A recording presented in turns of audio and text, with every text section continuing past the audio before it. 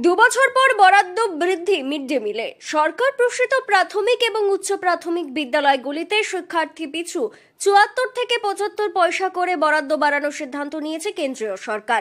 যদিও এই পরিমাণ বৃদ্ধিতে মোটে খুশি নন বাঁকুড়া শিক্ষক মহলের একাংশ। তাদের মতে বাজারে জিনিসপত্রের দাম ক্রমবর্ধমান। এই ছিটে ফোটা বরাদ্দ বৃদ্ধিতে শিশুরা পুষ্টিকর খাবার পাবে তো, সে নিয়েও প্রশ্ন তুলেছেন তারা। সূত্রের খবর, শেষবার ২০২২ সালে মিড ডে মিলে বরাদ্দ বাড়িয়েছিল কেন্দ্রীয় সরকার। সেই সময় প্রাথমিকে মাথাপিছু বরাদ্দ বাড়িয়ে করা হয়েছিল ৫ টাকা ৪৫ পয়সা, উচ্চ প্রাথমিকে ৮ টাকা ১৭ পয়সা। এবার দুবছর পর প্রাথমিকে মাথাপিছু বরাদ্দ বেড়ে হল ৬ টাকা ১৯ পয়সা, উচ্চ প্রাথমিকে ৯ টাকা ২৯ পয়সা।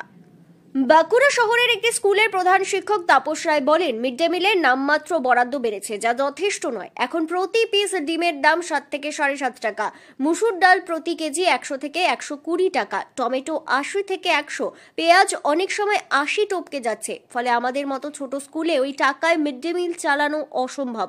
এই অবস্থায় ন্যূনতম ৮ থেকে ১০ টাকা বরাদ্দ জরুরি বলে তিনি জানান। আর এই ৭৪ পয়সা যেটা বেড়েছে, এটাতে এমন কিছু সুবিধা হবে বলে মনে হয় না। কারণ একটা ডিমের দাম এখন আপনার ৭ থেকে ৭.৫ টাকা থেকে ৭.৫ টাকা। ঠিক আছে, আপনি কিভাবে খাওয়াবেন? তারপরে আপনার সবজি আছে, ডাল আছে, মশলা আছে, জ্বালানি আছে। এটা সম্ভব? বাস্তবসম্মত যদি হয় তাহলে খাওয়ানো যেতে পারে কি একটা বাচ্চাকে এভাবে?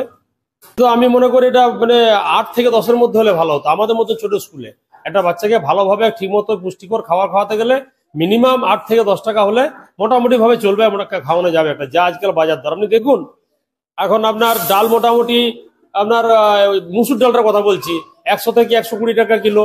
এক টমাটোর কিলো ৮০ থেকে ১০০ টাকা। পেঁয়াজ ৬৫, ৭০, ৮০, কখনো কখনো ৮০ টপকে যাচ্ছে। সবজির দাম দেখুন কি অবস্থা। সবজিরও সবজি কেনাও মুশকিল। হ্যাঁ, আলু আপনার ৩০-এর নিচে, যেটা মিডিয়াম কোয়ালিটি, আর ওটা ৩০ উপর দিকে নিতে গেলে যেটা চন্দ্রমুখী, সেটা নিতে গেলে আপনার ৪০-এর উপরে তার দাম। তাহলে কিভাবে এই ৭৪ পয়সা না ৭০ পয়সা যে বাড়িয়েছে, এটা কি খাওয়ানো সম্ভব? যারা বাড়িয়েছে তারা জানি না কিভাবে হিসাবটা বা ক্যালকুলেশনটা করেছেন।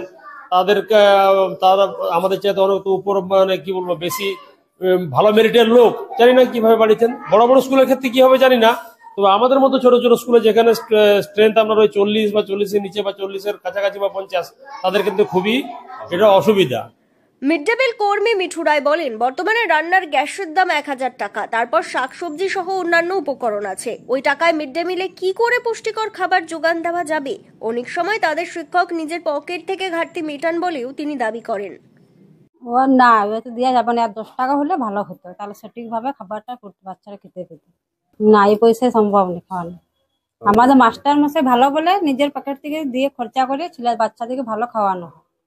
যেটা সরকারের দেওয়ার নিয়ম, সেটা আমাদের মাস্টার মশাই পূর্ণ করে বাচ্চাদেরকে খাওয়ানো। স্থানীয় বাসিন্দা বিজয় দত্ত বলেন, মিড ডে মিলে যা বরাদ্দ শুনছি, ওই টাকায় কখনোই ছাত্রছাত্রীদের পুষ্টিকর খাবার খাওয়ানো সম্ভব নয়। দ্রব্যমূল্য বৃদ্ধির বাজারে শিক্ষকদের দোষারোপ করে কোনো লাভ নেই।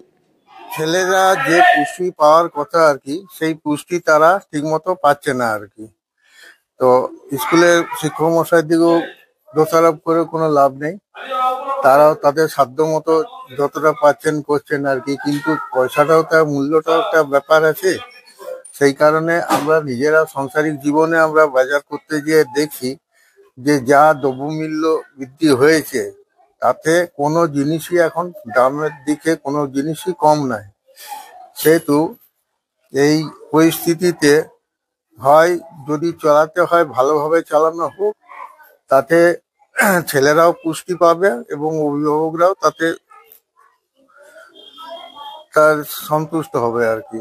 আর নচেত যদি খুবই একান্তই অসুবিধা আছে, তাহলে সে বন্ধ করে দিয়ে মনে হয় ভালো। কারণ তারা যে একবারে বাড়িতে খেতে পায় না তা নয়, তবুও একটা সরকার উদ্যোগ নিয়েছে। সরকারের উদ্যোগটা নিঃসন্দেহে প্রশংসনীয়, কিন্তু সেদিকেও লক্ষ্য রাখতে হবে যে যারা পরিচালনা করছে স্কুল কর্তৃপক্ষ, তাদের দিকটাও চিন্তা করতে হবে সরকারকে, যাতে তারাও অভিভাবকদের কাছ থেকে কোনো রকম জবাবদিহি তাদেরকে করতে না হয় আর কি। ব্যুরো রিপোর্ট, দক্ষিণ বাঁকুড়া দর্পণ, বাঁকুড়া।